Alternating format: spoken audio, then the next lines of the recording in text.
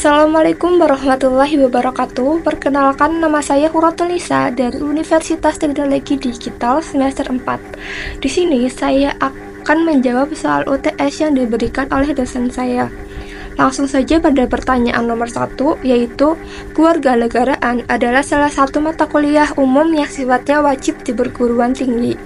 Salah satu alasan secara internal yaitu untuk mempertahankan nilai dan norma pada warga negara dalam kehidupan berbangsa dan bernegara untuk menjadikannya sebagai warga negara yang baik. Tetapi, kenyataannya sekarang masih banyak mahasiswa yang tidak memiliki rasa nasionalisme dan sikap patriotisme yang berlandaskan tanah air Pancasila. Bagaimana pendapat Anda dengan konsep dari pernyataan berikut? Jelaskan dan berikan contohnya.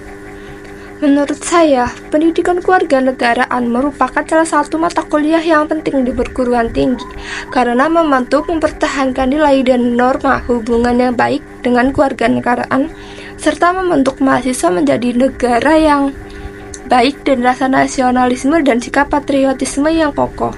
Faktor-faktor yang menyebabkan banyaknya mahasiswa tidak memiliki rasa nasionalisme dan sikap patriotisme sangat beragam. Salah satunya adalah kurikulum yang kurang memadai atau sistem pengajaran yang tidak efektif dalam menyampaikan nilai-nilai kewarganegaraan. Misalnya, jika pendidikan kewarganegaraan hanya terbatas pada pengajaran teori tanpa adanya aplikasi atau praktis atau diskusi mendalam, maka mahasiswa mungkin tidak dapat menginternalisasi nilai-nilai tersebut dengan baik. Selain itu, pengaruh lingkungan sosial, budaya, dan media juga memerankan peran yang dalam untuk pembentukan identitas nasional dan sikap patriotisme seseorang. Misalnya, jika mahasiswa lebih banyak terpapar pada budaya populer global atau ideologi yang bertentangan dengan nilai-nilai nasional, maka dari itu dapat mengurangi rasa nasionalisme mereka. Untuk mengatasi hal ini, diperlukan upaya lebih lanjut dalam memperkuat pendidikan kewarganegaraan dengan memperkenalkan metode pengajaran yang lebih interaktif, kontekstual, dan relevan dalam kehidupan sehari-hari mahasiswa. Program-program ekstrakurikuler yang mempromosikan kesadaran akan nilai-nilai nasional dan partisipasi dalam kehidupan kegiatan yang memperkokoh identitas nasional juga dapat menjadi langkah yang efektif. Selanjutnya pada nomor 2, yaitu salah satu alasan perlunya identitas nasional bagi Indonesia, yaitu agar bangsa Indonesia tetap bersatu dalam menjaga nilai persatuan sesuai dengan ideologi atau dasar negara Indonesia. Tetapi, salah satu dinamika yang terjadi saat ini pada warga negara Indonesia tidak lagi menjadikan Pancasila sebagai acuan dari sikap perilaku hidupnya dalam kehidupan berbangsa dan bernegara, sehingga merusak nilai persatuan. Jelaskan beserta contoh bagaimana kehidupan konsep ideologi negara Indonesia sekarang ini terhadap dinamika yang terjadi. Menurut saya, dinamika yang terjadi di Indonesia di mana sebagian warga negara tidak lagi menjadikan Pancasila sebagai acuan sikap dan perilaku hidup dalam kehidupan berbangsa dan bernegara, memunculkan pertanyaan tentang kedudukan konsep ideologi negara saat ini terhadap dinamika tersebut. Pancasila sebagai ideologi negara Indonesia memiliki peran yang sangat penting dalam mempertahankan nilai persatuan dan kesatuan bangsa. Namun, kenyataannya ada banyak faktor yang mempengaruhi bagaimana Pancasila diimplementasikan dan integrasikan oleh masyarakat, termasuk perkembangan zaman, perubahan sosial, dan pengaruh globalisasi. Salah satu faktor yang dapat mempengaruhi penurunan penggunaan Pancasila sebagai acuan hidup adalah berkembangnya pluralisme ideologi di tengah masyarakat, perkembangan media sosial, dan akses yang lebih luas terhadap informasi dari luar negeri yang telah membuka ruang untuk ideologi-ideologi lain yang mungkin bertentangan dengan nilai-nilai Pancasila. Misalnya, pengaruh dari budaya populer global atau ideologi politik tertentu dapat membingungkan identitas nasional dan memengaruhi rasa kebanggaan terhadap Pancasila. Selanjutnya pada nomor 3, yaitu bagaimana hubungan antara kewajiban dan hak negara dan warga yang tidak bisa dipisahkan. Lalu jelaskan. Menurut saya, hubungan antara kewajiban dan hak negara serta warga adalah suatu konsep dasar teori politik dan hukum yang menekankan saling ketergantungan dan keterikatan antara kedua hal tersebut. Dalam konteks ini, kewajiban untuk merujuk pada tanggung jawab atau tugas yang harus dipenuhi oleh negara dan warganya. Sedangkan untuk mengacu pada klaim atau kebebasan yang dimiliki oleh individu atau kelompok bernegara.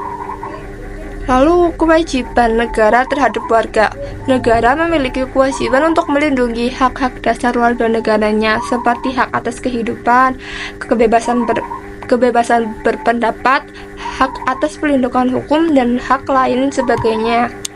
Negara juga bertanggung jawab untuk menyediakan layanan dasar kepada warganya, seperti tindakan, kesehatan, keamanan, dan keadilan sosial. Warga memiliki hak untuk mendapatkan perlindungan dari negara terhadap ancaman atau kekerasan baik dalam maupun luar negeri. Warga memiliki hak untuk berpartisipasi dalam proses politik seperti memilih atau dipilih dalam pemilihan umum, serta menyuarakan pendapat mereka secara bebas. Warga memiliki hak atas perlakuan yang adil dan sama di hadapan hukum, serta hak untuk mendapatkan akses yang layak terhadap layanan publik dan keadilan sosial.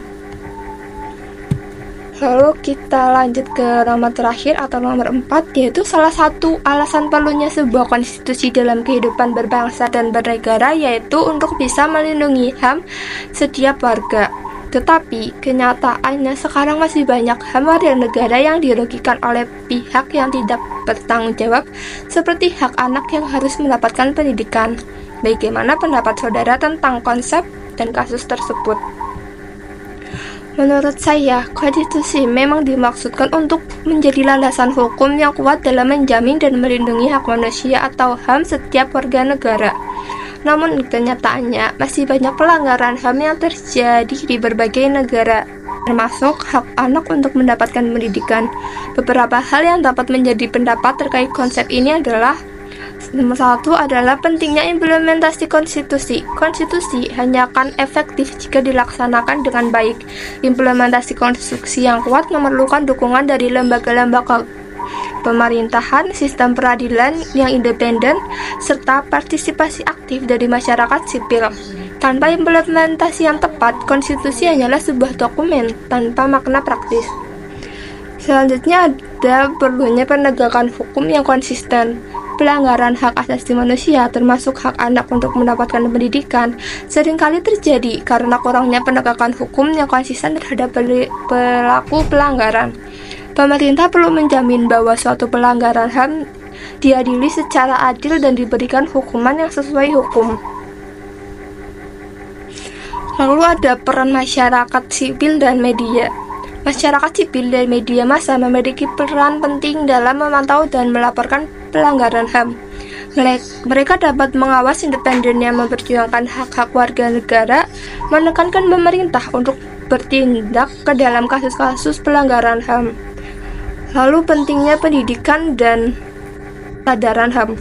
Pendidikan tentang HAM sejak dini merupakan langkah-langkah penting dalam mencegah pelanggaran HAM di masa depan. Kesadaran akan hak-hak asasi manusia yang ditanamkan kepada semua lapisan masyarakat, termasuk anak-anak, sehingga mereka dapat memahami hak-hak yang diambil dan mengambil langkah untuk melindunginya. Lalu adanya perlu kolaborasi antara pemerintah dan pihak swasta. Contohnya itu kolaborasi antara pemerintah, lembaga swadaya masyarakat, dan sektor swasta juga diperlukan untuk meningkatkan perlindungan hak asasi manusia. Program-program pendidikan yang didukung oleh pemerintah dan perusahaan-perusahaan swasta dapat membantu memastikan bahwa anak dapat mendapatkan pendidikan yang terpenuhi. Sekian presentasi dari saya, kurang lebihnya mohon maaf. Wassalamualaikum warahmatullahi wabarakatuh.